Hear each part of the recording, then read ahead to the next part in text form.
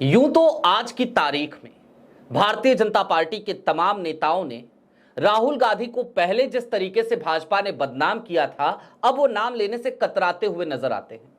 क्या बुलाया करते थे, छोड़िए, जाने दीजिए, याद होगा आपको। लेकिन एक नेता है, नेता क्या है, सूबे के मुख्यमंत्री हैं, देश के सबसे बड़े राजनीतिक सूबे के, नाम योगी आदित्यनाथ। आज की तारीख में बिहार में थे, बिहार में केवटी विधानसभा में प्रचार करने गए थे भारतीय जनता पार्टी का, और उन्होंने 3 लोगों को टारगेट करने की कोशिश करी, राहुल गांधी, अखिलेश यादव और उसके साथ ही साथ तेजस्वी यादव को भी। लेकिन तीनों का नामकरण किया और नामकरण करने के बाद इन तीनों को बंदर बता दिया।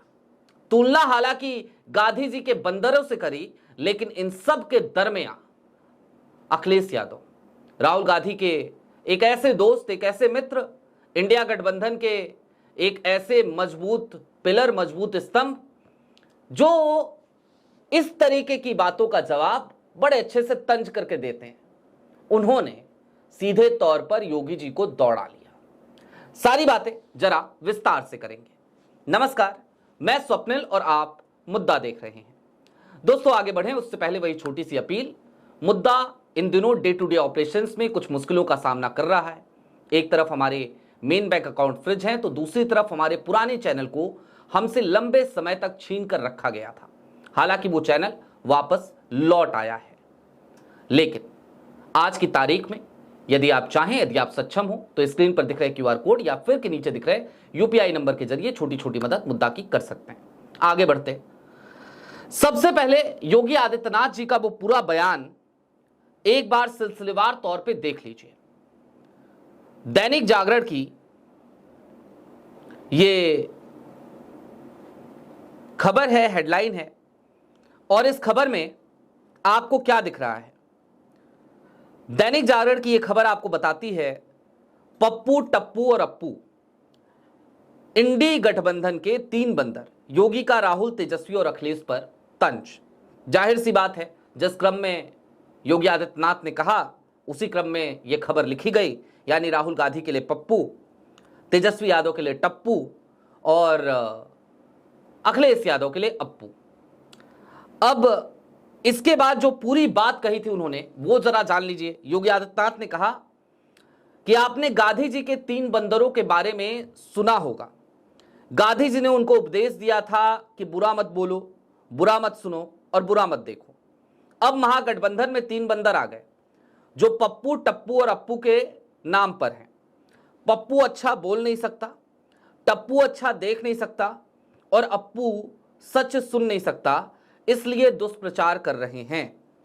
अच्छा, योगी आदित्यनाथ जी जब भाषण दें और उसमें हिंदुत्व ना आए, धर्म ना आए, सांप्रदायिकता ना आए, तो फिर भला योगी आदित्यनाथ जी का भाषण कैसे पूरा होगा? तो योगी आदित्यनाथ जी ने बकायदा 50 चीजें बोली और सारी बातें ले जाकर के राम से जोड़ दी और कहा कि भाई, जो राम का नहीं वो हमारा नहीं, जो राम का विरोध करेगा हम उसका विरोध करेंगे, और हम इनका विरोध इसलिए करते हैं क्योंकि ये राम के विरोधी हैं। कहा, एक बार फिर से वही राग दोहराया कि कांग्रेस ने राम के अस्तित्व को ललकारा था। बताया कि राजद ने रथ यात्रा रोक दी थी, लालकृष्ण आडवाणी की, आपको याद होगी। हालांकि ससम्मान उनको रखा गया था, बिहार में पूरा आतिथ्य दिया गया था, लालू प्रसाद यादव की सरकार थी। और उसके साथ ही साथ अखिलेश यादव पर तंज कसा कि इन्होंने गोलियां चलवाई थी कार सेवकों पर। अब ये सारी बातें तो इन्होंने करी, करके निकल गए। योगी जी तो योगी जी हैं, हमारे महान हैं, सूबे के मुखिया हैं उत्तर प्रदेश के। मैं भी उत्तर प्रदेश से आता हूं। हालांकि अखिलेश यादव ने इतनी सारी बातें जो इन्होंने करी, उन सारी बातों को मैं 4 लाइनों में समेट दिया। अखिलेश यादव का एक ट्वीट है आपके स्क्रीन पर। जो लोग आईना देख कर आते हैं, उन्हें हर तरफ बंदर नजर आते हैं। बंदर की टोली में बैठा दिए जाएं तो अलग नजर भी नहीं आते हैं। अखिलेश यादव ने योगी आदित्यनाथ को कहा कि जो लोग आईना देख कर आते हैं ना, उनको हर तरफ बंदर ही नजर आते हैं, क्योंकि आईना देखते हैं तो लगता है कि यार ठीक है, आईने में तो बंदर है, और इसके लिए उनको हर तरफ इंसान जब नजर आ रहे होते हैं तो उनको लगता है बंदर ही है।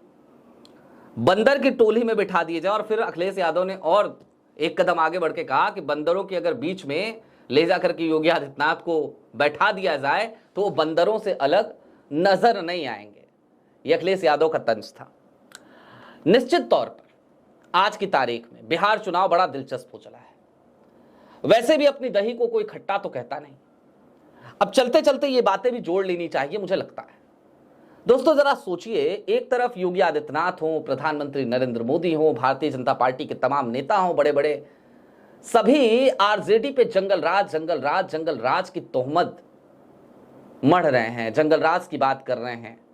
वो जंगल राज जिसे आज की पीढ़ी ने तो शायद देखा ही नहीं। किताबों, कहानियों, किस्सों का हिस्सा जंगल राज, और उसके नाम पर आज तक बिहार के लोगों को डराने की वो तमाम कोशिशें जो एनडीए कर रही है, भाजपा कर रही है, जदयू कर रही है। लेकिन दूसरी तरफ अनंत सिंह, आज की तारीख में एक रिपोर्ट प्रकाशित हुई। उस रिपोर्ट में यह कहा गया कि अनंत सिंह की गिरफ्तारी को लेकर के जब लगा गिरफ्तारी बड़ी जरूरी हो गई है, जब लगा कि गिरफ्तारी होगी तो भाई एक और माहौल बन सकता है और गिरफ्तारी नहीं हुई तो मामला थोड़ा खराब हो सकता है, तो सबसे पहले तो एनडीए के खेमे में यह सहमति बन गई कि अनंत सिंह की गिरफ्तारी होनी चाहिए। उसके बाद क्या किया गया? उसके बाद यह किया गया कि अनंत सिंह को इसके लिए राजी किया गया कि भैया आप गिरफ्तारी अपनी दे दीजिए। और जब अनंत सिंह ने, छोटे सरकार ने इस बात पे सहमति भर दी, हामी भर दी, तैयार हो गए, मान गए कि चलिए ठीक है हम गिरफ्तार हो जाएंगे, उसके बाद जाकर के बिहार पुलिस उनके घर पहुंची, उनको गिरफ्तार किया। और बेऊर जेल में आपने देखा होगा, एक तस्वीर खूब तेजी से वायरल हुई थी। एक पुलिस वाला, बिहार पुलिस का एक कांस्टेबल बेचारा, वो पंखा लेकर चल रहा है, सूटकेस लेकर चल रहा है। अनंत सिंह एकदम मूंछों पे ताव देते हुए इत्मीनान से ऐसे जा रहे हैं जैसे जेल ना हो उनका ही घर हो। जाहिर सी बात है, जेल को वो अपना घर ही समझते हैं। अब इन तमाम स्थितियों के बीच आज की तारीख में आपको सोशल मीडिया पे जाएंगे तो ललन सिंह साहब का एक भाषण भी, केंद्रीय मंत्री हैं ललन सिंह, एक भाषण भी खूब तेजी से वायरल है। बाकायदा वो ये कह रहे हैं कि आज अनंत सिंह हमारे बीच में नहीं है, जेल में है, बड़े अफसोस के साथ कह रहे हैं। तो ऐसे में यहां पे हर किसी को खुद को अनंत सिंह समझना पड़ेगा। अनंत सिंह जी यहां थे तो हमारी जिम्मेदारी कम थी, अनंत सिंह यहां पे नहीं है तो हमारी जिम्मेदारी बढ़ गई है। और ललन सिंह साहब 70 गाड़ियों के काफिले के साथ मोकामा पहुंचे अनंत सिंह के लिए जोरदार कैंपेनिंग कर रहे हैं। कौन है अनंत सिंह भाई? अगर आरजेडी का जंगल राज आप चिल्ला रहे हैं तो अनंत सिंह कौन है? अनंत सिंह कोई धर्मात्मा है? क्या है? कोई संत महापुरुष हैं? श्री श्री 1008 अनंत महाराज? क्या है अनंत जी? ये किस तरीके का दोहरा चरित्र है? ये किस तरीके की दोहरी नीति है? ये किस तरीके की दोहरी बातें हैं? जरा सोचिए। खैर, कुल मिलाकर आज की तारीख में इस बात को बेहद आसानी से समझा जा सकता है कि राहुल हो, तेजस्वी हो, अखिलेश हो, ये तीनों नेता और पूरा महागठबंधन, कांग्रेस के तमाम और भी बड़े दिग्गज, बड़े नेता, प्रियंका गांधी आज पहुंची, कांग्रेस के अध्यक्ष यानी कि मल्लिकार्जुन खड़गे, स्वास्थ्य ठीक नहीं है उसके बाद भी बिहार पहुंच गए। इमरान प्रतापगढ़ी लगातार डेरा डाले हुए हैं बिहार में, तमाम लोग लगातार सड़कों पे हैं। आरजेडी भी जी तोड़ मेहनत कर रही है। उसके अलावा अखिलेश यादव जो किसी भी सीट पे नहीं चुनाव लड़ रहे, वो भी लगातार कैंप कर रहे हैं बिहार में, पहुंच जा रहे हैं बार बार बिहार। तो जाहिर सी बात है एक झटका तो लग रहा है, डर तो लग रहा है। और डर इसलिए भी लग रहा है क्योंकि संकेत और राहुल गांधी की संकेतों की राजनीति वो भी कहीं ना कहीं झटका देती रही है मोदी जी को, डराती रही है मोदी जी को। अब भाई हर चीज तो कॉपी पेस्ट नहीं हो सकती ना। आप मैनिफेस्टो को कॉपी पेस्ट कर लीजिएगा, आप भाषणों को भी कॉपी पेस्ट कर लीजिएगा, लेकिन राहुल अगर तालाब में कूद जाएंगे, लगेंगे तैरने और लगेंगे मछली पकड़ने, तो प्रधानमंत्री नरेंद्र मोदी क्या करेंगे? जाहिर सी बात है इसको कॉपी पेस्ट वो नहीं कर सकते। अरे इसको तो सम्राट चौधरी भी नहीं कर सकते, और नीतीश कुमार की तो बात ही छोड़ दीजिए, वो क्या ही करें बेचारे। तो आज की तारीख में इन तमाम चीजों से एक दहशत तो है। जनता का समर्थन जिस तरीके से वोट अधिकार यात्रा के दौरान महागठबंधन को मिला था, इंडिया अलायंस को मिला था, राहुल को मिला था, तेजस्वी को मिला था, उसका एक खौफ भी है, उसका एक डर भी है। और इन सब के बीच जाहिर सी बात है, जब योगी जी जाएंगे चुनाव प्रचार करने तो वो और क्या बोलेंगे। खैर, उन्होंने जो कुछ भी बोला, लेकिन वो एक फिल्म आई थी राजनीति, उसमें मनोज वाजपेयी का एक उनके द्वारा बोला गया बड़ा एक अच्छा संवाद है कि आसमान पे थूकने वालों को शायद ये पता नहीं है कि पलट कर थूक उनके ही मुंह पर आकर गिरेगी। आज की तारीख में कमोबेश योगी आदित्यनाथ जी के साथ कहीं ना कहीं वही संवाद चरितार्थ होता नजर आया। चले तो थे राहुल गांधी की उसी पुरानी छवि की याद दिलाने, लेकिन अखिलेश ने उन तमाम चीज़ों पे पानी फेर दिया। अब आलम यह है कि भाषा की मर्यादा दिन प्रतिदिन गिरती जा रही है। मैंने बहुत पहले कहा था, जैसे जैसे चुनाव आगे बढ़ेगा आप देखिएगा भारतीय जनता पार्टी के तमाम स्टार प्रचारकों की भाषा, खुद प्रधानमंत्री नरेंद्र मोदी भी आज कट्टा कट्टरपंथी लेकर के आ ही गए। ये सब कुछ हर गुजरते दिन के साथ और तेज होगा, तमाम भाषाई मर्यादाएं टूटेंगी, क्योंकि भारतीय जनता पार्टी का फिलवक्त का चाल चरित्र चेहरा यही है।